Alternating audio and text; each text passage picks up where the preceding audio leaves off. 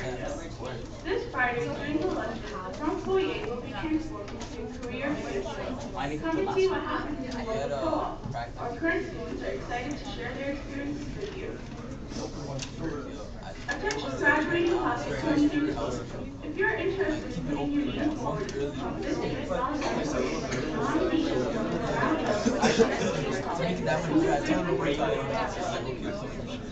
Happy meals. Through these all three members. Please go directly. One of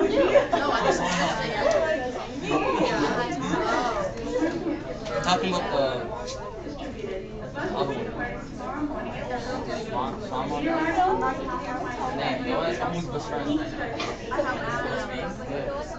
For your morning Oh yeah.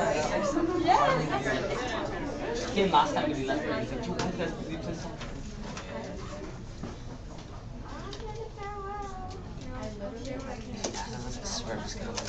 Guys, we're just gonna wait for about a minute or two if there's anybody stuck in the hallways during the announcements. During this time, if you can just take out your reflection sheets, and if you haven't jotted some notes with some of the questions, I see most of you have, which is great. That means you did what I expected. If you haven't, just take a moment right now. You know, there's not much time, but jot something down. Get rid of the story. You're a novel writer.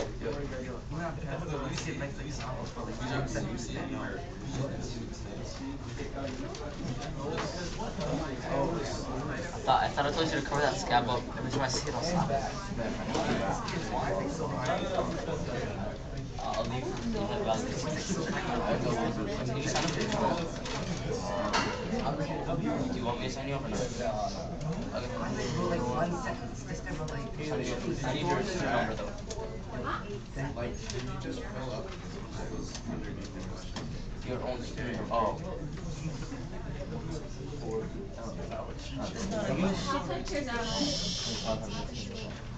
Okay.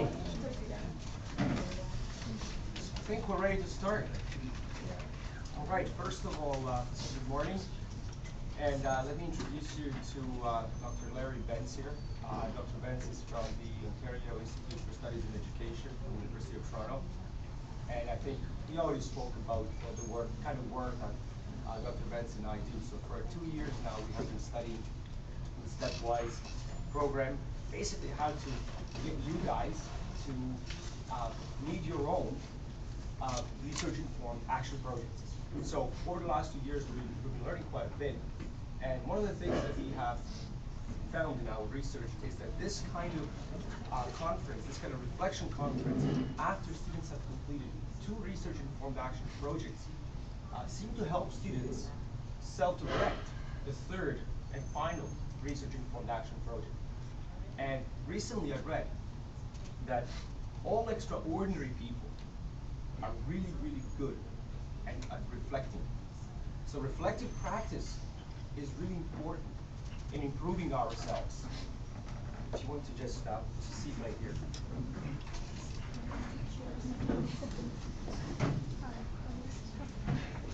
So whether you are an athlete, whether you're a businessman, a researcher, a teacher, reflection seems to be one of those things that really improves performance. So I know that, for example, and I shared this yesterday, if I really want to get better at skiing, I get a buddy of mine to go behind me with the camera and just kind of videotape my skiing down the slope. And then I review it and I say, oh, okay, this is what I'm doing good and this is what I'm not so good at. And then I try to improve. And this is very common practice in sports, at least. So what we want to do this morning is we want to go over the questions that were assigned to you yesterday. These questions touch upon 3 areas. 1, issues, so STSE issues. 2, research, both secondary and primary research. And 3, actions. Okay, so there's a fair bit of questions here. So what I would like to do is get started right away. And you know, I expect you to participate. This is the first time we're sitting in a community circle, so I just want to make sure I go over some rules in a community circle. First and foremost, we want to listen respectfully, like when somebody's speaking. We are in a library. It is a bit of an open space. We do have another class over there, so don't want to be competing too much with them, right? So do speak, use your voice the way I'm sort of speaking. Everybody can hear. Listen respectfully, right? So ears, eyes, eye contact, and the hearts, right? So bring your hearts to this very important part of reflecting. To kind of facilitate the reflection, to inspire us, I thought this forum would be really good since our classroom, as you know, doesn't lend itself so well to that. And I'll keep it short. I also have some of your work around. I've got RiNA's work on mascara. Can you open up that? It's like right in my face. It's what? The bunny's like right in my face. Oh, then move it away. Oh, the bunnies are in your face. I didn't want to look at yeah, that's unfortunate. I've got some work from the, I think that was from my other section with the mind map around, can't remember exactly which product it was, but anyway, there it is. We got shampoo over here, Labrador brisket, and over there's fragrance and a nice little diagram developed by, I can't remember again, was it in this class? So I'm starting to confuse which class did what, because so much stuff going on. Okay, so, ready to begin? Now, I expect that you participate. So if there's a question, you raise your hand, and then we'll carry on from there. Again, if you have something to contribute, say it. It will be nice if you can also jot some notes. If you find that we say something or something said that can help you with your next project, right? To be more successful. This is the whole purpose of why we're doing this: is to inspire us, is to make you more successful in your final self-led RiNA project. Okay? So do jot some notes, and if you don't have a pencil, I'll give you a couple of seconds right here just to grab something.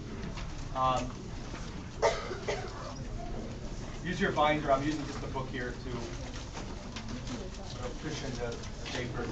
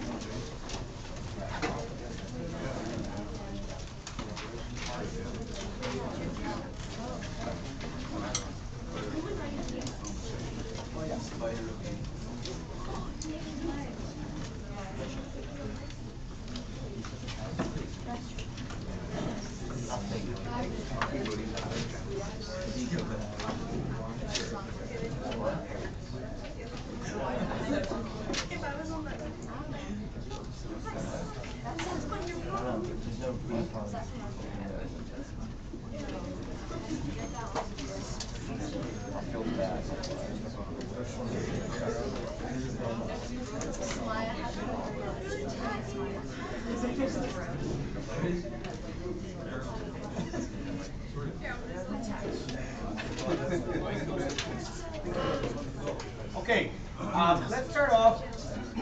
Here's how we're going to start off. I know there's a lot of guiding questions here with regards to issues, research, and action. So what Dr. Benson and I just right now thought of doing is if we can just, for first maybe few minutes, just let you sort of express whatever is on your mind with regards to issues, research, and actions in the context of the last two RIA projects. So without going into the questions, if we can just, am I saying it correctly here? Yeah, just sort of feel free to jump in. What are the most important things that really occur to you? You've done 2 projects. What really stands out is something to keep in mind and things you would tell other students if they were going to do this kind of project with regards to each of those 3 things. Kind of, for the moment, kind of forgetting the questions that are there, because sometimes these kinds of questions can limit your thinking. So I thought it might be interesting to hear some more free thinking around these 3 categories. Yeah. So basically, what stood out for you about the last 2 projects, and I'm just paraphrasing here what Dr. Ben said, and if you have to share something with students from grade 9 to tell them about something that you did in grade 10, what would those things be? So let's start off just open. Mitch, you can start us off. I think the thing that really stood out for me was the secondary research. like mostly on like the negative effects of the art issues because I thought it was like interesting, I guess, to learn about how the different issues like affect everybody. Okay. So are you saying that most of the stuff you looked up was negative and not so positive? Yeah, like I don't know, it was a lot easier to find the negative stuff than the positive side of the issues. Anybody else want to comment on that particular thing? Now, We live kind of a negative world. yeah, it's interesting. Is there a specific example? I'm just kind of curious a little bit about something that you did. What was the specific issue again that you were looking at, and what was something negative about it? If you can. Well, like I know it's putting you on the spot here, but for the products, like for the personal hygiene product, I did shampoo, which is like that one there. And it was just looking at like the ingredients in the shampoo and how some of them have like a really negative effect on our like bodies. And I didn't know that, so I thought that was interesting. thanks for sharing that. Okay, anybody can feel free to comment on that or anything else about the projects that something that stood out again, something that was interesting with regards to anything, issues, research, or actions. Go ahead. When we did the surveys and stuff, and after we found out the negative factors about our products, it was interesting to find out that people would still use the products after they know everything that's in it and about like harm that can come from it. No, that's an interesting point. Thanks for sharing that. So this idea that even if we know the negatives, we still go ahead and use it anyway. Why do you? I mean, I don't know if I probe a little bit deeper here. Why do you think that is? Anybody can answer this. Or if you want to go ahead and continue, though. I guess another way of asking the question is, what's driving people to ignore some facts and sort of data? So sort of something we talked about last year was sort of the emotion that's associated with a lot of these products. What's driving people to just want to have these things and not pay attention to maybe some of the downsides? Yeah. Maybe they're already using it now and they're not seeing any like effects that they're like, okay, it probably won't happen, so they're just like, why don't I continue using it? Haley. I think also because it's like it's saying like all these like harmful chemicals that are in it, but like the RiNA says, not like we don't see like physical like negative side effects. Like we know that like stuff that's produced is produced by like kids that are maybe working underage and like not good conditions and stuff, but we don't see that daily when we're using the products, so we don't really think of it. Yeah. Good point. That's very. And to touch on what Amanda said, a lot of the things are linked to negative side effects. Like, say for example, it's linked to breast cancer, but it's not linked directly, so people don't really take that into account. Right. And just skeptical. Those are wonderful. Yeah, it's really good stuff. Okay, we're a good start to this discussion here. Anybody else? Those are really all points. It's really making me think about what they're saying. What is saying here? Well, none of us know it all. So. Yeah. Hey. The chemicals like on the side of the shampoo bottles that are like really long names and no one really knows what they are. So like you just kind of like go with it. Yeah, exactly. Yeah. How many of you feel that when you looked at something and there were all these long names, you just forget it? I don't really. Yeah, myself included. I just kind of turn a blind eye and say whatever. All these big names I can't pronounce. Okay. Anything else now before? Kind of with BJ. For our hygiene product, we did like different kind of deodorants, and so what we did is like conducted a survey for showing 4 ads. So when after the result, we found out that media influences consumers by using like humorous words like Texas, and they use this like where like they say like spicy and like very sexy looking stuff, so that influences consumers to buy it. Right. So that's an interesting point. If I can just paraphrase what BJ said is the media is also playing a role here by using these techniques, if you want to call them that, right? So there's affiliation to certain shampoo being maybe silky, smooth, sexy, right? And that entices the consumers to be part of that. What did Annie Leonard call that? Sex sells. Great mind. Yes, it does. Yeah. But what did Annie Leonard call that? Golden arrow. Yeah, the golden arrow of consumption. To be part of that golden arrow of consumption. Let's have one more, just a general comment or feeling. Talk about how how did you feel throughout by doing these projects? Were you confused, frustrated, happy, excited, all those things? What were some of your own emotions? I'm just sort of curious about that.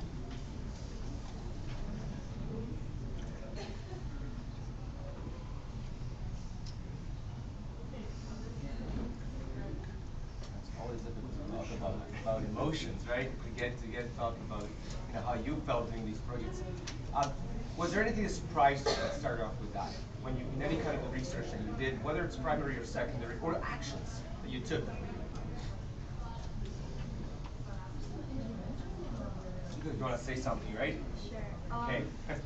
I was surprised, like, at the results of the surveys and everything, to find out, like, again, that people would still use it, or like to find out the influence of the advertisements, like especially with the one we just did on people, and the one that we did before about recycling. I was surprised to find out that a lot of people don't recycle, yet a lot of people still do. So like there's a variation of like, is it enough or is it not enough? Right. Now I'm gonna just again touch upon the recycling part, because you and Mackenzie did something really interesting in the cafeteria. You had organized over 3 lunches, a game, right, to get your peers to recycle, right? You guys, I don't know if you saw that, but it was really exciting. We had music playing in the cafeteria. They had treats.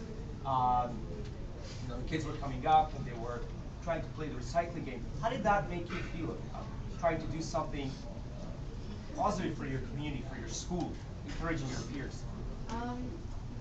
It felt good, like in the sense that everyone was kind of involved in it, and just like the effect on how like one person would do it and then they'd go get their friends and then they would do it. But at the same time, like I think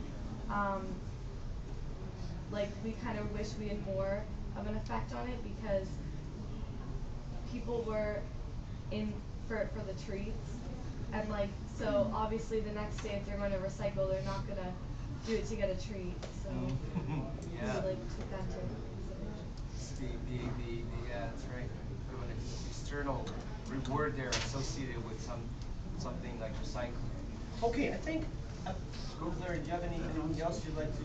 No. Okay. So why don't we now get this was just a bit of a minds on, right? Let's call it minds on before we get into the bit of the guided reflection here. So, like I said, there are 3 important stages, 3 important parts to research-informed activism. One is understanding the issue, understanding what the issue is, the controversy involved. 2 is actually learning more by doing research, both secondary and primary. And finally, developing some actions and taking those actions to address some of the issues that you studied. So let's get into the first question, which is to what extent do you feel like you had control over what STSE issue to explore? And what did you give yourself? What rating did you give yourself from 0, which means you had absolutely no control, to 5, which means you had great control? And why did you give yourself that rating? Okay? And just so you know, it is a fair game here. If I could ask anybody, since you had a chance at home to go ahead and complete this, right? So everybody should be ready at least to answer it and put a little bit of thought into this question. Okay, of course, I'll open it up to any volunteers, and then we'll move through these questions.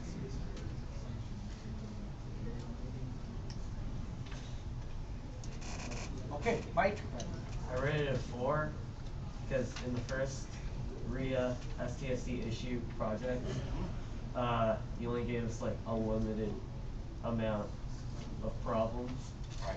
And in the second one, you let us like choose any hygienic product for a RIA research-informed STSE issue project. Okay, excellent. Thank you, Mike. Yeah, for the first one, we had and you're absolutely right. What were those issues? Like, you were limited to only recycling,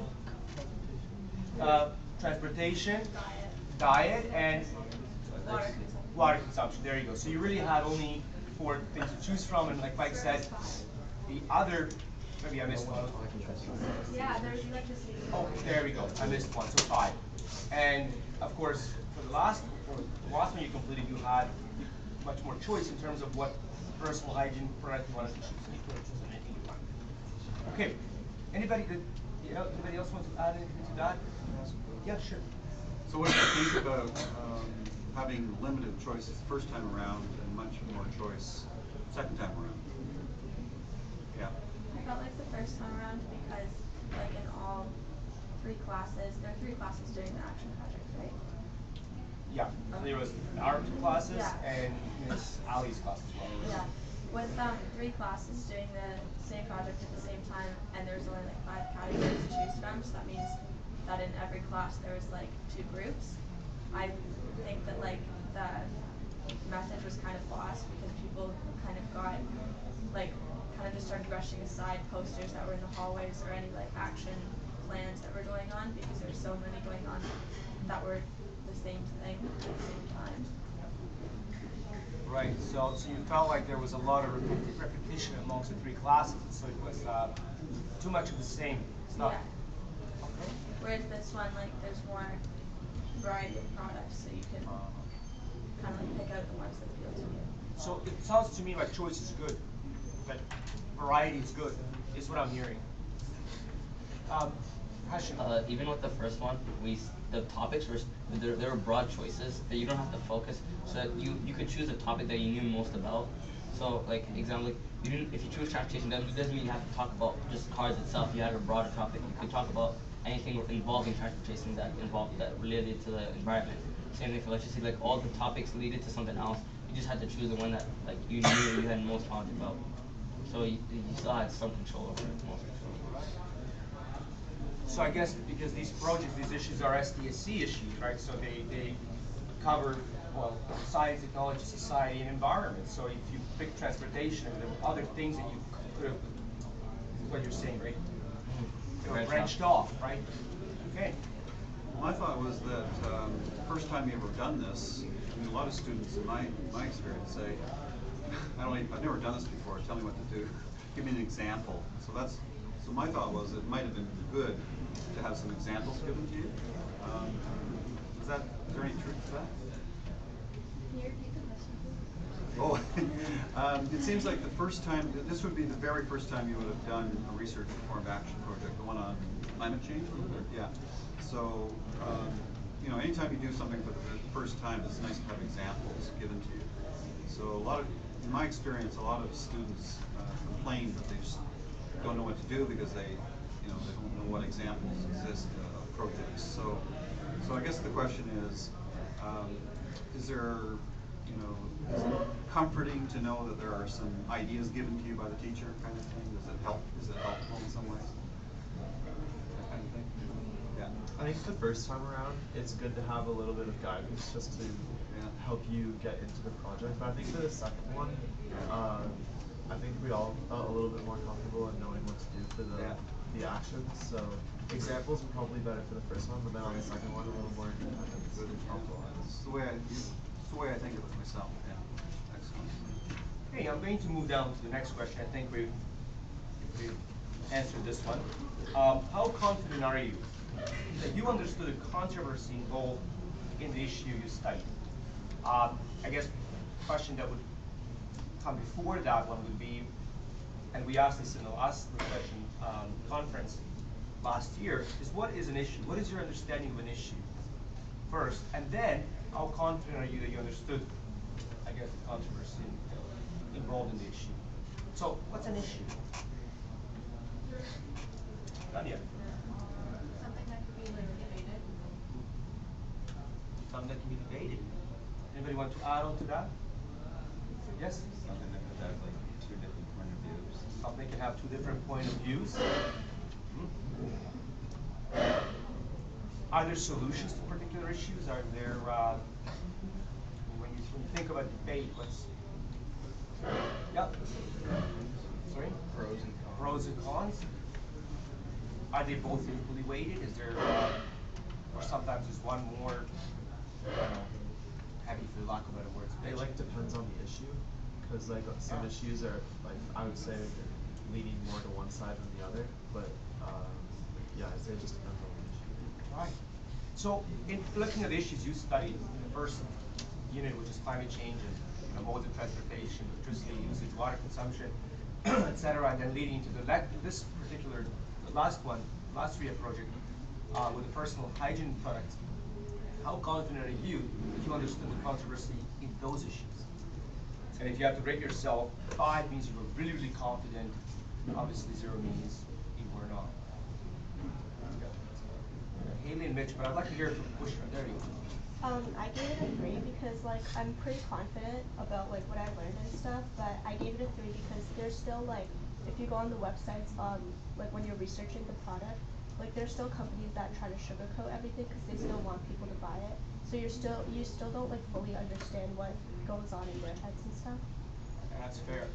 Yeah. Anybody else? So that's interesting. Haley. I gave it a 2 or a 3 just because I don't think that like I really understood the controversy. It was more like all the negative things about like energy usage, and like I did diet for the first one and I did fasting with Hashem for the second one, and it was mostly like all researching negative things. And even like what you searched like on Google, it was like negative things about Vaseline, negative this, negative that. We didn't really like look at what is being done to help anything. It was more just all the bad things. So would it be helpful then for taking any sides, I suppose, to look at examine both sides of an issue? Yeah, because I found like we were kind of given a bias to follow rather than like forming our own judgment of like what product was. Right. I think that's a really good point actually, Haley. Our last project, which I just realized I forgot to print and give to you today, but I'll have to do that to you tomorrow. I have a list of topics, and the topics have absolutely no descriptors following the topics. In other words, I'm going to be asking you to form your own opinion on this, to examine both sides of the issue. So if I say something like consumption of, I don't know, multivitamins, and that's all I'm going to give you as a topic. Well then, okay, so you kind of develop your own claim, see the controversy, and hopefully take a side. Sammy. Many surveys that we did was on like the consumer, or like for the first action project for recycling, it's like if they recycle, and then for the product, like the baking product, it was like if you use it or how you feel about the advertisements. We didn't really, and our only research on like the chemicals and the negative effects in it or the positive effects was just done on like the internet or whatever. So we didn't have like what Haley said, we didn't have our own like knowledge, our own like little experiment to find out like the negative effects ourselves, like because we can't really test that like on things, and like we said, a lot of things test on animals. Right, exactly. Yeah. Because we did a lot of these social studies, right, correlational studies with your peers and asked for their opinion on the things, right? And most of it was, at least for the last project, it was about awareness. You know, are you aware of some of the things, right? But you're right, we're limited because we can't, well, for some other practical reasons, can't test these things, especially on human subjects. Although we did do some interesting things with fragrances, right? So a few groups did, excuse me, looking at how fragrance seems to be used as a marketing tool. And we had some interesting findings from that, right? Okay, so, yes? Yeah, I mean, yeah, I think the point's well taken because experiments sort of feel more immediate, I think, because you can see results kind of in front of you. Is that what you're thinking? The experiments. Well, I'm going to be the wrong person. Oops. Sorry, it was you. Yeah, is that what you're thinking, that if you do an experiment, you know, put in some nasty chemicals to, let's say, some insects, which, you know, a lot of people wouldn't be too concerned about hurting insects. Like, obviously, we don't do experiments with mice or other kinds of animals, rabbits, whatever, vertebrates. Vertebrae, but with insects, and you could see that the insects, you know, are harmed by the chemical or whatever. That's more of an immediate thing. Is that the kind of thing you're talking about? Just sort of that immediacy? Yeah. So I mean, I think there are, you know, it is possible to do experiments with things other than vertebrates. So you can experiment with. I don't know if you've heard of mealworms, but other kinds of insects are often an easy thing to work with, or mold or fungi, whatever. So it's possible to work with other kinds of cells. Okay, so let's we're going to transition to the next question. I keep looking at the time, so I'd like to cover as many of these as possible, right, and get down to the action. The next question is, let me read it out to you, and maybe even explain the question if some of you didn't understand, or actually let you interpret the question. Okay, so what do you believe to be some of the main components of a network that together provide a dominant, maybe overly positive story about the products or services you investigate? You can take a moment for this one. See if you can understand the question and read it to yourself again if you have to.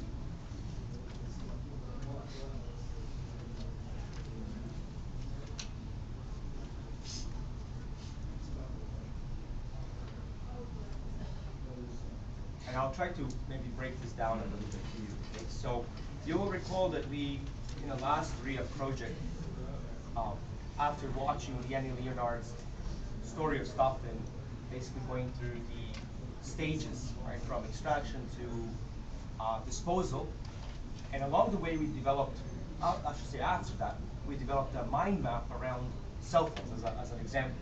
And then you developed a mind map of your own to show all the different components. And then I asked you to color code, circle different parts, if you recall that, different components in your mind map, which would support, we call those in our class stakeholder networks, right? And I asked you what would be some issues, some STSE issues regarding each stakeholder network. So that's what this question is referring to. It's referring to that mind mapping activity in which you were identifying these different components of a network. So what do you believe are some of the main components of those networks? Okay, what would be those components that may provide that dominant story or narrative, or that sometimes is overly positive about the product that you investigate? Marita. Advertisers of the product, because they, for example, like we're looking at the Apple, and people seem to be like, just speak up a little bit. People seem to be like amused by the commercial. So I'm not saying they're buy the product, but you know, it's one step towards advertising the product, not even looking at what the product does, but just the advertisement alone. So what you're saying is one component, right, is advertisers in that network, which seem to provide this dominant and, in many cases, overly positive story about the product.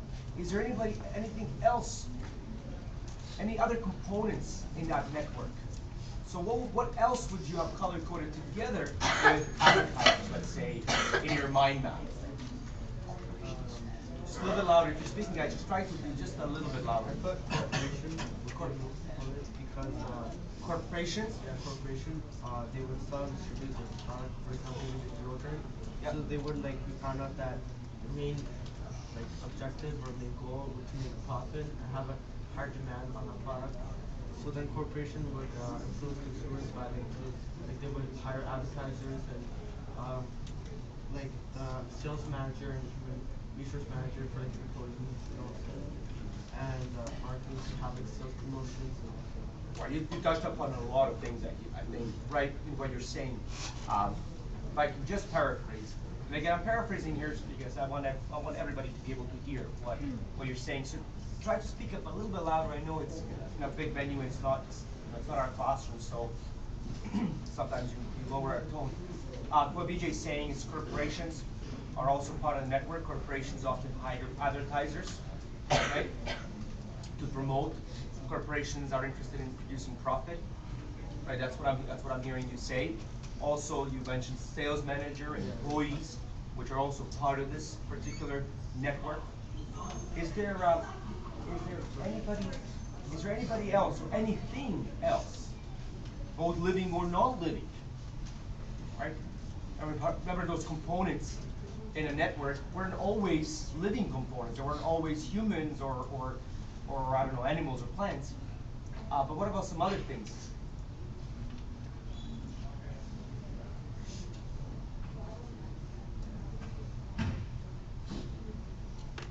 Okay, so we're hearing advertisers, we're hearing corporations. Anybody else who is part of that network? Think about the mind map you completed. Again, what were you circling? I know it's been a while. This is the purpose of reflecting, right? That's a challenge of reflecting. It's really going back, digging deep into what you did, right? So the task last night was to really think about this, right?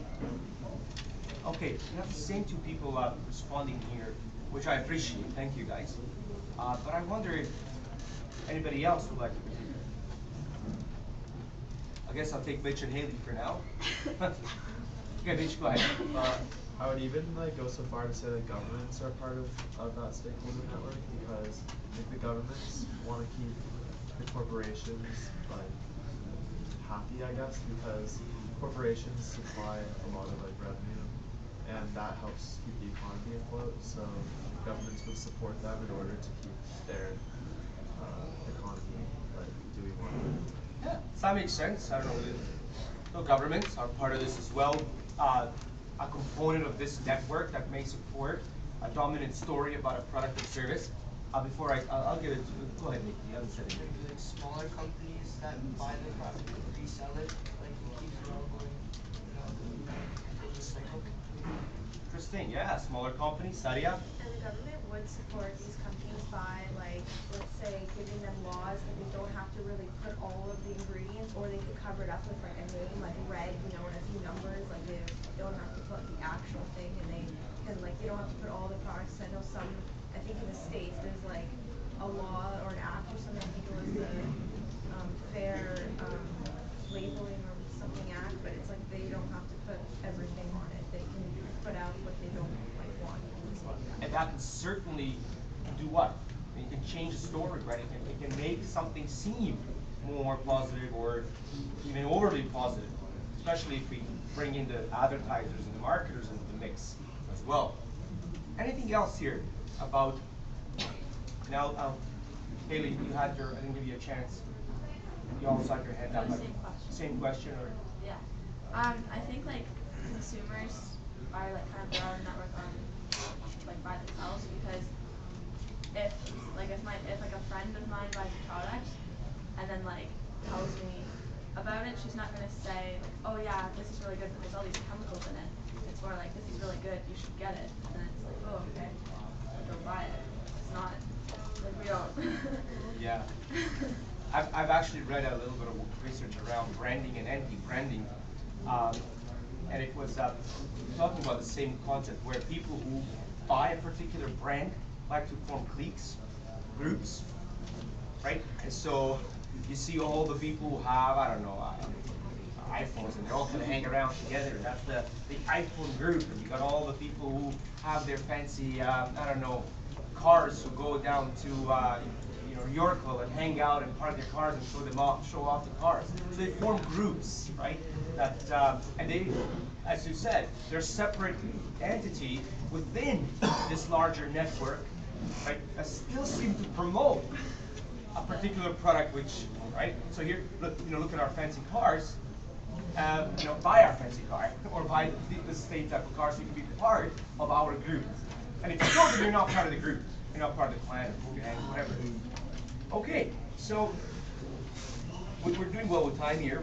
So we move down to reflecting on research. Obviously, this was a research-informed project, right? Research-informed action project. I brought some footage back and I showed you in class. I was in San Francisco. Dr. Betts was there as well. And there was a protest going on in front of Hilton Hotel, because there's a group of educators, researchers who opposed Arnie Duncan's visit to the AERA, to the conference. And they opposed his race to the top, educational policies, whatnot. But you know what? I didn't engage in that protest for one reason, because I didn't know enough. I wasn't well informed. So I can't just join the masses just because to make noise. Although that may probably have helped, right? But I didn't feel that I knew enough. In other words, I hadn't done my research properly. about what race to the top is, what U.S. reform, school reform policies are, etc., etc. So the same way here, when we're doing research, especially if we're going to take some action, we better know. Right? That's the whole point of doing research, is to inform ourselves. But not only through secondary research done by other people, right, and published online or in journals or newspapers or whatnot, but also our own original research, which is the primary research. So we're going to look at primary research first. Right? It's the question, that's the first question here, primary research. So how confident are you now, after having done 2 projects, in designing a valid study? And by a valid study, maybe you can also, in your answer, elaborate a little bit what you mean by a valid study. Hashem. Okay, so a valid study is basically trying to find the correlation between variables and stuff like and genders and variables like that and other factors. Okay. You have to first know your topic to do your study on. So you can't just take like makeup and do it gender based. You can't do that because correlation the study won't be valid because guys don't use as much makeup as girls. So the study would be biased like one side. So you have to like try to find the equal correlation for both genders, like for them to balance out in the study. So what you're saying is maybe, I'm hearing you correctly, is to balance, when you're conducting a study, to watch that you're perhaps serving equal numbers of boys and girls, where you have to know something about your topic first, right? So it kind of makes sense to do what before you do what Hashem is saying. What does he imply? You have to maybe, yeah, Mitch? Do some secondary research first. Yeah, it sounds to me like you're implying that maybe we need to do, is that correct in interpretation? That we might have to do some secondary research first before we get into the designing a valid study. And also to know who you're trying to target. Like he said, it's like boys don't wear makeup, so you can't really you have to figure out a way to target who actually does use your product, and then figure out what you're trying to find out actually. Right. Yeah, that's a good point, Sadia. Again, validity. I mean, when something is valid, what were some of the, Haley, do you want to add? I think like valid kind of means like accurate and how like dependable the information you collected was. And based on like that definition, I don't think that like the surveys that I've been part of have been that valid, just because like just watching people go and fill out surveys in the cafeteria, it's kind of, you're not really looking at the questions. Some people don't really read the questions either, they just kind of circle. And then it's like, oh, okay, I got 50 surveys filled out, but they're not actually filled out, they're just kind of circled with information. And because there are so many surveys going on at one time, people, like I got asked to do probably 6 surveys, and by the end of them, it's just kind of like, okay, I'll circle these ones. How do we change that? How do we make that? I don't know. I mean, you're raising a really good point here, because you're right. There's a lot of surveys going at the same time. Students will not sometimes answer, really accurately, or they may just sort of do it just for the sake of doing it, and then you've got all this data which really may not be all that useful, right? Is that that's what you're kind of saying, right? So is there a way around that? Is there, I don't know, just wondering here, is there a way to kind of fix that problem, mitigate some of those?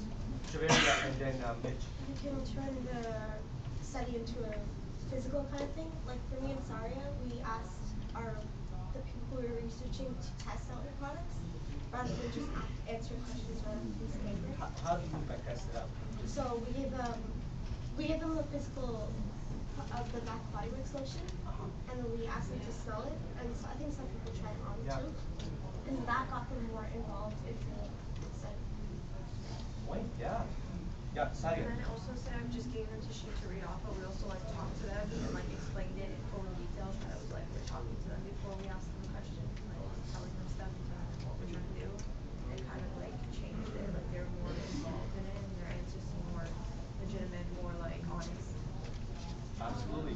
I'm thinking of something, and I don't want to say now, but it's about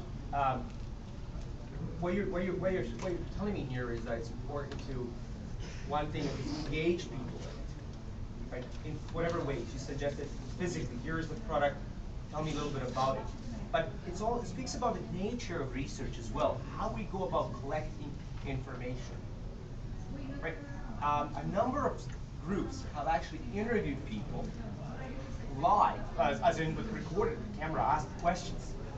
So instead of me having you complete a survey, I can say, hey, could I talk to you a little bit and gather that information? So it's that qualitative research. Not just basically getting them to circle something, but trying to get them to also, maybe another component might be what you just said, you know, is to kind of talk to them a little bit about it. What about the sample size itself in terms of validity and reliability of our study? Mitch? I think it was a bit small, just because like legitimate, yeah, I guess bigger studies have a lot bigger sample size, like thousands of people. Yes. So just like 25 girls and 25 boys can only get you so much. Absolutely, yeah. Mike? Also, it was probably only like one grade instead of interviewing like multiple grades for a variety of answers. I mean, I only interviewed grade 10 students. Yeah. So, I don't know about you guys. And so for the next project, if you're absolutely right, Mike. A lot of people, you kind of stick to your own grade. Haley, and then Joe also. Also, like what Mike said with the same grade thing, because I only stuck to one grade too, and it was also not just one grade, but kind of one group. Like if you're eating with your friends at lunch, then it's like, oh, can you fill out the survey for me? So it tends to be like the same like groups of people filling out the surveys, which is giving like a variety. Right. Let's think about these things as we move to the third project. Let's think about how do we get more accurate information from our peers. Right? Now we're saying these things, but the purpose of this is to also think about what we are saying here. That's what we're reflecting on. Right? So we need to think that when we do our third project, that we're not just maybe designing a study with questions and then observe how people are answering. Be more involved. Get them more involved. Get multiple grades involved. I mean, looking at grades is introducing another variable now, right? That's the other thing. So if you're looking at grade 9, 10, 11, 12, you're almost looking at age, which is one of those continuous independent variables, whereas gender is just male or female. So you could introduce multiple factors, multiple variables, and not just one variable in your study. Sammy. To go along with it, with Mike said about how he only interviewed like grade 10s, when we did our recycling game in the cafeteria, I noticed that it was a lot of the younger kids doing it. The ones crowding around and like having fun throwing stuff into garbage cans. And a lot of the older kids, like some of them will come by and do it, but they weren't as enthusiastic about it than like the grade 9s were. Could it be because they're just too cool? Being the senior kids? Yeah, that's what I was thinking. They were probably sitting there like, okay, well, I'm not going to do that. Like, just give me the food. Like, a lot of people did come up to us and like, can I just have a donut? We're just like, that's not the point of what we're doing here. Yeah. But you did a great job still engaging your peers and at least promoting recycling of the schools. So it creates a tone, right? It certainly created a tone. Anybody else would like to say anything about this? And I think the next question, again, it really ties in how confident are you in your results? And I think we spoke about that now. That in order for us to be confident in our results, we have to have a valid study. We have to have, a better method of gathering data, perhaps mixed methods, right? Number of methods, not just sticking to one method. Well, especially if that one method is not getting us. We now feel that the way we did it, that one method wasn't really getting the kind of results we felt confident with. And we certainly don't want to come out and say something knowing that we're not ourselves confident about the results. It's better to say, hey, you know what, we feel that this wasn't a really valid, it's biased or whatnot. So please think about that as you move to the third project and final project with RIA. Okay? A question about secondary research. I've been really thinking about this one too. Internet research. And how confident are you in what you look up and what you find on the internet? I'm going to ask somebody else here. I'm not going. I want to now hear from a few other people. Who haven't I heard from? Oh, there we go, Sarah. There. So I said hiding here, but, you know, I'm just glad you're here. Go ahead. So I said 3 because internet sources are not really that reliable, and we basically our research was on the internet. So anyone can put anything on the internet, and corporations don't think the positive of all that. Hey, thank you for sharing that. You know, just to again, this is what I paraphrase here. What Sarah said, she gave herself 3. She said, and your reason was because, well, you can't really trust information on the internet. Right? Corporations, especially if you're looking at stuff from the corporations, they will present a perhaps a bias, right? Overly positive message, which kind of ties back to one of those earlier questions we had. So, you know, I want to ask you now, related to this question is, so tomorrow you're going to get your final RIA projects on all these issues, right? Well, they haven't been articulated as whatever the issue is. It's just, you know, here's ultrasound, multivitamins, energy drinks, anabolic steroids, I don't know, caffeine consumption, teenage violence and music or something like that. So what are you going to do? How are you going to start your secondary research? Where are you going to look at the information? And how are you going to know that what you're learning is valid? Many questions in one. Let me break that up. So you get your topics. So what will be the first thing you do? What will you be looking for? And really break it down right from the basics. And then first you should try to understand exactly what you already know about it. And then just be like, this is what I know, but then what I don't know is this. You narrow it down a little bit better that way, and then you can look for more like concise. Excellent. Yeah. Express what you know. Yeah, I always do that as well. I say, okay, here's what I know about the issue. And I jot down things. That's precisely, I think, in fact, where did you get that from? Have we been doing that with the other projects? Like in the beginning, it was like a chart, and it was like you have to fill it out. I thought that was good because it's like you think you don't need to do it, but once you actually do it, it's like you're like, oh well, I would have searched that, and honestly, like I don't know, you kind of did like it did help even though you didn't think it would. Okay, thank you. So start with what you know, and then what's next? Where do we go from there? Mitch. I would say try and understand the issue and like the 2 points of view on what your issue is. So basically maybe form a statement, controversial statement, so that there are 2 sides. And then we still haven't gotten to the secondary research yet, so we're scratching it. We're getting there. Are you going to go on Google? Are you going to come to the library? Are you going to ask your parents? Are you going to ask me? Are you going to what's the next part, next step?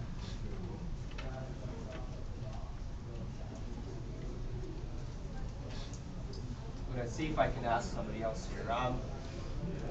Nabil. And I'll get you and Brighton involved in this one. Okay? Both of you. So you get your topic, you say, okay, here's what we know about anabolic steroids, let's say, used in sports, just as an example. You know, you say, okay, we know all the stuff about steroid use in sports and yada, yada, yada. So what's the next stage that you would do? What will be the next step in understanding this particular issue with the use of anabolic steroids? Like, what are the benefits of using it? Like, why would you use steroids that you naturally use gain muscle? Okay, so you're going to look at some benefits of using steroids. What else? Side effects. It sounds like you're going to look at some, maybe, the cons of using what it. is used in to make steroids, like what chemicals they use to create the thing that makes you grow. Okay, so what are some of the chemicals in steroids, and right, researching some of those components, right, that make up steroids. And where are you going to look at that information? What kind of sites will you be looking at? Or maybe not sites, I don't know, is there anything else?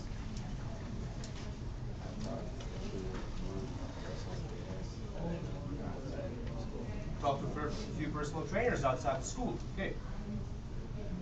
And do you trust their information? And so why do you trust their information? Because they went to college and university and that's what they do. Okay. So they're kind of experts in that field, right? Quote unquote, right? Okay, so I think that what I'm trying to get at here is when we do secondary research, we also have to feel that what we are learning is valid information, is credible information. It's not just something that's, you know, I don't know, not true or posturing or whatnot. I asked one of my students that I tutor so privately, and he's asked me, he said, Ian, how would you approach this? I was really curious. And he said, you know, I would, and he gave me a surprising answer. He goes, well, I would actually go to the corporations that promote this particular product or service. And then I would see, you know, often they have an FAQ, frequently asked questions, where they might be disputing some of the negatives, right? And then I would use that information and go back. You know, so I would use their arguments that dispute, and then I would, you know, so I would learn why they're disputing it, and cross-reference to some other sites that are, you know, presenting a different point of view. Anything else? I don't know, Larry, if you want to jump in or add anything about the competence in the secondary research. You know, I was trying to formulate my question so it can be understood, but what other kinds of things would you look for? You've told us you would look for chemicals, you would look for, I guess you would talk to people, so those are two different kinds of things. You'd look up chemicals, talk to people. What other kinds of things would you kind of go looking for and trying to learn about? It's a broad, very vague question. I sort of looked at, like, for the personal product, like my shampoo, I looked at, like, the background, just like stuff on shampoo, like when it was made and why it was originally made, and then sort of how it, like, progressed to where it is today. Oh, right. So some of the history. Yeah. And the manufacturing kind of thing? Yeah, just like how it went from being something that was a little bit more basic, like just like soap, like boiled in water, and now it's something complex with different chemicals and everything. So there it is. So Javaria, Sadia, and Haley. You can look at previous cases, so like your steroids example, you can look at cases of people who use steroids and what effects in their bodies, and then sometimes positive effects. Case studies are always really, really good. Okay. Yeah. I would also look at like the social and the human, like why these people would still do this. Like in Germany, maybe not for the like hygiene products, that's kind of obvious, but for like steroids and stuff like that, like what would drive them? What would drive people to get these pills? Like what exactly is it? And then I try to look at that and try to like understand that after the whole scientific research. Personal motives, I guess, right? What motivates these people? Haley, I don't know if you want to add more. We kind of like researched the chemicals, but then I tried to find like the actual function of the chemical, so why that chemical was in the product in the first place. And like on the website for Vaseline, I think they have like a lotion, like one of their lotions, and there were 4 chemicals that were just added to give it like the color, like a white color, instead of it being the color that it's like it usually would be.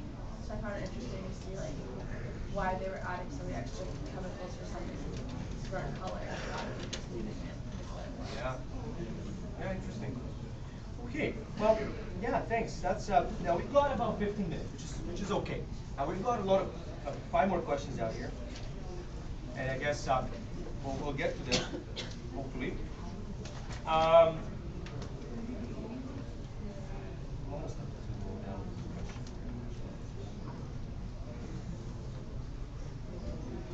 Okay. Well, let's go. Let's go with the first question. To what extent did your secondary or primary research? So now we're talking about actions, right? And this is what all these projects really culminate in. It's taking an action because you can change the world. That's really what I believe. I really believe that youth, with the right kind of empowerment, right kind of guidance, a mix of things, can really change the world. So, to what extent do you, or did your secondary and or primary research motivate and or direct your actions? Okay. I found out that both of my research greatly motivated my actions because for my transportation assignment, I found out, like, after the survey, I found out that most people, they take cars to school, and like only a small percentage of people like walk or bike. So we based our actions on like having no car day to like reduce the number of cars. And for our deodorant assignment, our secondary research, we found out that only 11% of the 10,500 ingredients in deodorant are